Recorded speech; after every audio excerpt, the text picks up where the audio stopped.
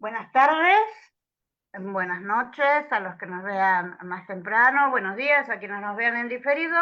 Hoy estamos en el segundo día del Encuentro Latinoamericano Integral de Patrimonio Funerario, organizado por Chispazos Literarios, Revista Patrimonio Funerario. Aquí estamos con Sonia Fabiola Dimitropoulos, quien dirige Chispazos Literarios. Le doy la palabra para que lo salude y después seguimos con Tamara. Bueno, ¿qué tal? Buenas tardes. Un gusto estar en este tercer encuentro latinoamericano integral de patrimonio funerario. Muchísimas gracias, bienvenidos a quienes están en la sala y a quienes nos siguen a través de las redes, y muchas gracias a Tamara, que es la que inicia este día. Perfecto. Ahora ponemos la plaquita mientras yo les voy a contar cuál es la trayectoria de Tamara. Tamara es colega y nos hemos conocido en Buenos Aires. Tamara es licenciada, guía y licenciada en turismo, egresada de la Universidad de Morón, maestra de ceremonias, periodista, escritora y emprendedora. Con más de 40 años de trayectoria en el turismo cultural internacional, especializada en simbología en el arte, arquitectura, literatura. Ha dedicado ese tiempo al estudio e investigación de temas relacionados con la masonería, su patrimonio y simbología, haciéndose meritoria del patrocinio de la Gran Logia de la Argentina de libres y aceptados masones.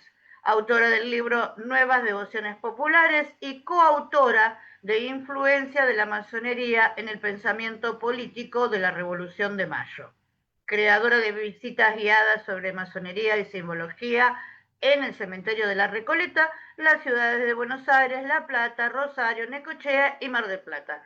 Entre sus disertaciones se destaca su análisis de la simbología en la Divina Comedia, simbología en París, alquimia en la ciudad de La Plata, vida masónica del general San Martín, simbología en el Palacio Barolo, entre otras que podemos comentarles. Hoy Tamara nos va a traer un tema muy especial. Yo solamente les voy a dar el título y ella se los va a contar con mayor explicación. Es la experiencia cercana a la muerte. Eso es un relato propio, un relato de algo que ella vivió. Así que te doy la palabra, Tamara. Muchísimas gracias nuevamente que puedas estar acá hablando con nosotros y contándonos esta experiencia que es única. No hemos tenido ningún relato de este tipo. ¿Sí? Hola, ¿qué tal? Buenas tardes. Gracias, Graciela. Gracias, Sonia. Bueno, esto surgió porque Graciela me invitaba a hablar sobre patrimonio funerario, sobre simbología en los monumentos y en los túmulos funerarios, que es mi especialidad también. Pero yo le digo, ¿de qué vamos a hablar de simbología si no tenemos la base de dónde sale esa simbología o qué está representando? Entonces surgió esto de poder comentar mi propio testimonio, porque es algo que lo he vivido en una época en que no se hablaba de experiencias cercanas a la muerte, no había nada escrito, no había ni siquiera internet, porque esto me pasó en el año 88, yo tenía 23 años, y bueno, sabemos que internet surge en 1991 para el uso público. Y después en YouTube empiezan a aparecer otras experiencias comentadas. En YouTube sabemos que aparece en el 2005. Y yo digo, wow, hay gente que le pasó exactamente lo mismo que me pasó a mí, con algunas variables, pero sí, dije, es algo que lo puedo comentar porque no es que me pasó a mí solo. Hasta ese momento yo guardé un silencio que tenía su razón de ser. Bueno, como les comento, esto fue en el 88, yo me había hecho una intervención quirúrgica y algo falló con la anestesia. Me habían dado el alta, me había tomado yo un taxi, me fui a mi casa y en el camino me fui descomponiendo. Tal es así que llego al lugar donde vivía, que es pleno centro en la ciudad de Buenos Aires, y donde yo alquilaba el departamento, porque yo era estudiante entonces y tenía 23 años, recién había terminado los estudios. Y la señora, la propietaria del departamento me ve llegar, me vio que estaba en un estado no muy bueno, me vio pálida, que no reaccionaba, que a medida que iba subiendo, accediendo al ascensor y al departamento, yo iba dejando todas las puertas abiertas. Y bueno, le llamó mucho la atención que yo no reaccionara, me hablaba y yo no respondía, hasta que, bueno, voy llegando hasta mi dormitorio. Ella me siguió porque se dio cuenta inmediatamente que no me sentía bien. Me preguntaba qué te pasa, Tamara, y yo le digo, no, necesito descansar. Me fui hasta el dormitorio y cuando me acosté, inmediatamente se apagó la luz, digo yo. Esto de pasar de la vida a la muerte es un pestañeo, literalmente es un pestañeo.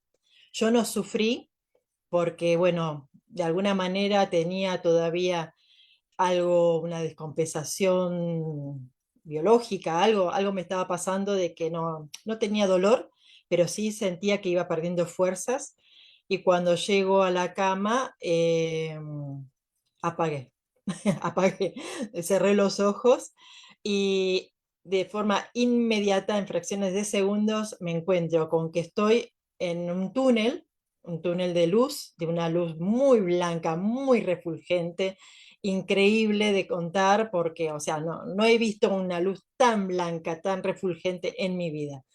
Y la sensación de paz, de amor, de armonía, de que todo estuviera perfecto. Entonces sí reconocí que era mi cuerpo etéreo, ahí yo no vi a Tamara el cuerpo físico, me veía como un cuerpo etéreo de luz. Entendí entonces por qué decimos que somos seres de luz, porque a medida que yo avanzaba por ese túnel, digamos en unos 45 grados, o sea, subiendo en una forma muy suave, muy leve, eh, yo iba sintiendo que fotones de luz me penetraban por todo mi cuerpo, por todo mi volumen. Y, esos fotones de luz me daban la información que yo necesitaba en ese momento. Al mismo tiempo pasaba, tanto a la derecha como a la izquierda mío, todo un grupo de almas. eh, por eso voy a defender siempre que somos seres gregarios, no solo en este mundo tridimensional, sino también del otro lado. Habían, por decir, 30 personas, 30 almas, donde reconocí inmediatamente por telepatía, con una telepatía perfecta, fui reconociendo a quién eran guías, maestros, eh, parientes, habían abuelos, tatarabuelos, gente que fui conociendo muchos años después en vida, sus almas estaban ahí presentes, y algo curioso, que no, a ver, yo me tomé el trabajo del momento que en YouTube empiezan a aparecer testimonios, en el 2005 empiezo a constatar mi experiencia y otras. Y lo que he visto, que yo reconocí en ese grupo de almas a mi hermano mayor, que no falleció, todavía vive. Yo lo reconocí ahí en una fisonomía como de 9 años. Digo fisonomía porque a pesar de ser mi alma la que estaba en ese tránsito, mis sentidos estaban todos intactos, intactos. Yo escuchaba voces ahí dentro del túnel y escuchaba las voces que estaban fuera de ese espacio dimensional. Veía cosas, sentía una armonía perfecta en lo que es lo que era mi masa, es mi masa átmica. Y bueno, por la vista reconocí a mi hermano mayor, todavía vivo. En ese momento lo reconocí con una fisonomía de 9 años. Esto es curioso porque uno dice, sí, cuando desencarnan, al desencarnar vemos del otro lado a seres que ya han fallecido. Y no, yo puedo decir que mi experiencia fue simultánea con otras almas que todavía estaban vivas y todavía siguen vivas. O sea, con esto yo defiendo la postura de que somos multidimensionales. Cuando estamos en nuestra situación 3D, encarnados, al mismo tiempo nuestra alma está teniendo otro tipo de experiencias. Por eso se da mucho el déjà vu, el de poder ver cosas que en tiempo y espacio diferente. Bueno, yo iba ascendiendo por ese túnel de luz y escuché una voz masculina, muy masculina, con mucha testosterona, que decía, no te preocupes, está todo bien. Y en ese momento yo me respondí a mí misma como diciendo, ¿por qué me está diciendo esto si es más que obvio que está todo más que bien? O sea, yo me sentí en un estado perfecto, en un estado de amor, de paz y armonía que nunca más se repitió en la vida, en esta vida tridimensional. Así que las almas estaban ahí acompañándome, dándome la bienvenida. Eh, yo los reconocía por la vista y por telepatía quién era cada uno. Y estaban vestidos con togas, con túnicas, togas, y tanto su aspecto, su forma eh, antropomórfica como sus togas eran de un color eh, marfil, un color marfil. No era blanco, no era beige, era un color marfil. Estaban ahí con una expresión de bonomía, de felicidad, de disfrute, de encontrarme, de que yo volviera a encontrarme con ellos. Y bueno, y mientras mi alma iba en ascenso y ellos me acompañaban, escuchaba esta voz divina, que yo reconozco como la voz de Dios, que me decía, no te preocupes, está todo bien. Ok. ¿Qué pasó? Que al mismo tiempo yo escuchaba la voz desesperada de la propietaria del edificio, del lugar donde yo estaba alquilando, que me estaba haciendo un RCP. O sea, ella me siguió hasta mi habitación, vio que me acosté y que me descompuse en el momento y que perdí los signos vitales en ese momento.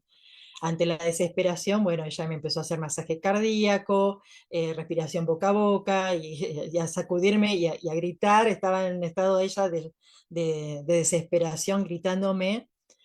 Y esos gritos que ella emitía, yo los escuchaba en mi posición de alma en tránsito. La escuchaba que me nombraba, y fácilmente la habré escuchado 50 veces. Tantas veces como ella presionaba en mi esternón, decía Tamara, Tamara, Tamara, Tamara, y eso yo lo escuché. Y llegó un momento en que, eh, mientras yo ascendía y me encontraba en todo este contexto que estoy describiendo, de pronto mi alma se paró en ese tránsito, se detuvo, ya no siguió su proceso de ascensión, y sentí como, a ver, es como cuando remontamos un barrilete, que el barrilete se va elevando, se va elevando, se va elevando, y llega un momento que lo queremos hacer retroceder. Cuando tiramos con fuerza ese piolín y lo traemos, eso es lo que yo sentí. Sentí que mi alma era tironeada y retrocedí en fracciones de milésimas de segundo, y abrí mis ojos nuevamente en mi cuerpo. Eh, y la abuelita totalmente desesperada diciéndome, Tamara, por favor, ¿por qué me haces esto? Te moriste, Tamara, perdiste los signos vitales, te moriste, Tamara, por favor. Y estaba desesperada, y yo no sé, le hice un gesto en ese momento para que se tranquilice, que como que yo estaba bien, y bueno, y se calmó, y al rato me trajo un té y bueno, quedó todo ahí como fue más el proceso de que ella se calmara a que yo me recuperara. Todo esto a mí me hace pensar muchas cosas. La experiencia mía fue de recibir mucha información con esos fotones de luz. Cuando me desperté y después de interactué con la abuelita, era obvio que yo no me había dormido, no lo viví como un sueño. Está claro, eso no fue un sueño. De hecho, fue tan real que sigo reconociendo los detalles de esa experiencia a diario. Un sueño uno lo puede olvidar, pero no, mi experiencia esa es como si me hubiera pasado hace 5 minutos. Eh, yo saco como conclusión que tenemos que tener mucho, mucho, mucho cuidado, eh, pienso en aquellos velorios donde alguien se falleció y hay una familia desgarrada que le dice al difunto, no me hagas esto, ¿por qué te vas? ¿Por qué me dejas? ¿Por qué te morís? ¿Por qué pensás en mí? No me dejes, no me dejes. Esa energía, esa potencia que nosotros ponemos en el momento de duelo, de llanto, de querer comunicarnos con la persona que se fue, la persona del otro lado, el alma del otro lado, está percibiendo toda esa información y nosotros tenemos el poder de traer ese alma de vuelta a este mundo tridimensional. En mi caso, tuve suerte porque mi cuerpo estaba íntegro, me recuperé enseguida, eh, hice silencio, la experiencia al principio no se la comenté a nadie, era como que la luz, la información que me llegó, eh, me daba esa información de, está todo bien, no te preocupes, está todo bien. Como que no tenía que comentárselo ni a mis amigas, ni a mi madre, ni a nadie. Entonces sí me lo guardé por mucho tiempo. eh, Tampoco me traumó, ni me torturó, ni me sacó de mi contexto. Yo seguí con mi vida diaria, con mis actividades y reflexionando mucho de que si hay un alma en tránsito, que la dejemos, sobre todo si esto es producto de un accidente, porque lo que se encuentra del otro lado es sublime, sublime. Realmente es una experiencia bellísima. No dan ganas de volver, sinceramente. En mi caso, bueno, no fue muy complicado. Pero después, con el tiempo, cuando yo empiezo a tener experiencias, o sea, testimonios rescatados de YouTube, por ejemplo, yo rescato para que ustedes tomen nota y puedan buscar esa información, por ejemplo, muchos testimonios de Carmen de Saibe. Carmen de Saibe es una mexicana medium que habla mucho de estos temas. Con ella, Jocelyn Arellano. También hay un español, Emilio Carrillo, que es economista, escritor, que también tuvo su experiencia cercana a la muerte.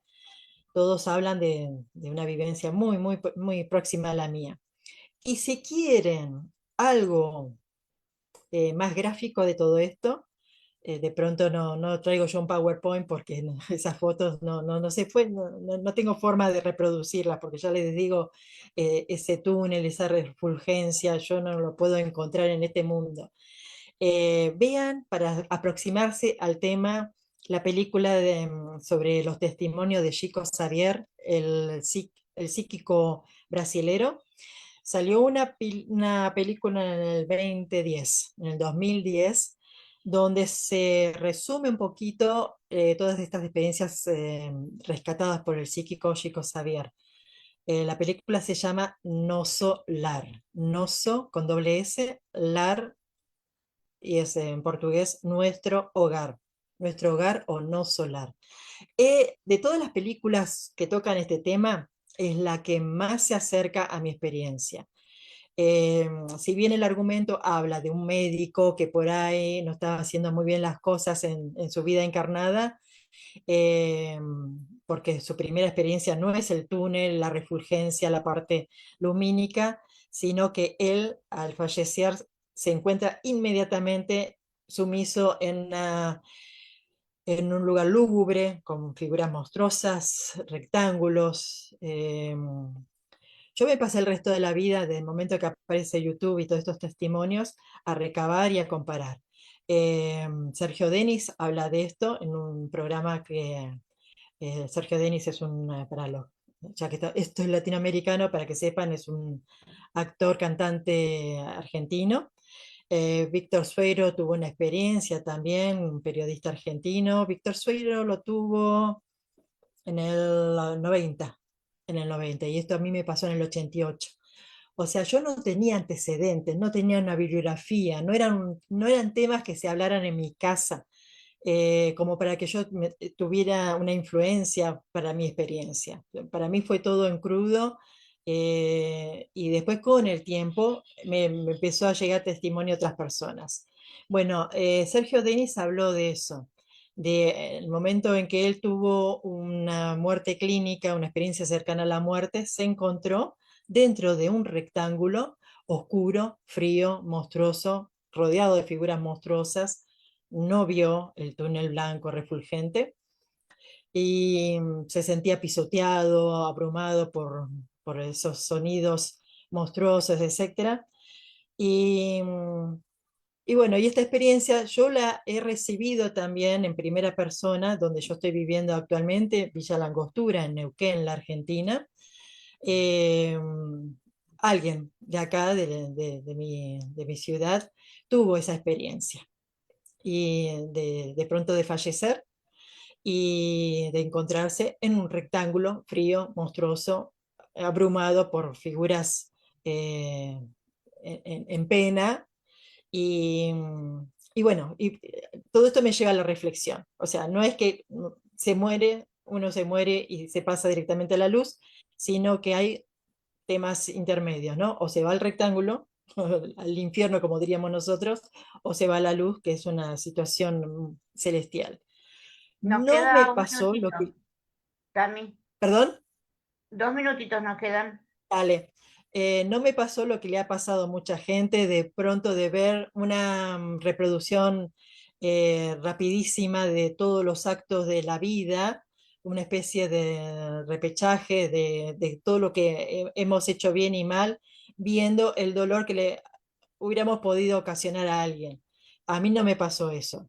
¿Será porque en el proceso estuve interrumpida por la reclamación de la abuelita y mi vuelta a mi cuerpo? Eh, lo que yo sí puedo decir es, porque tenemos que analizar con todo esto, cuál es el propósito de vida. Yo después de esto estudié cuál es mi propósito de vida.